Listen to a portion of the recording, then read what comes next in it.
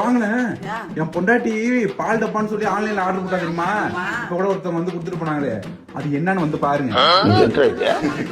என் பொண்டாட்டி என்ன பண்ணிட்டு இருக்கான்னு வந்து பாருங்க. நீங்க என்ன கடுப்பாயிடுவீங்க. வாங்க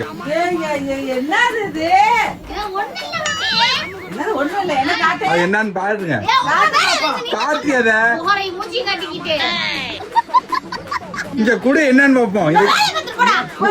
இங்க பாருங்கம்மா, இது புருவத்தை இப்படி சைஸ் பண்றது மிஷின்.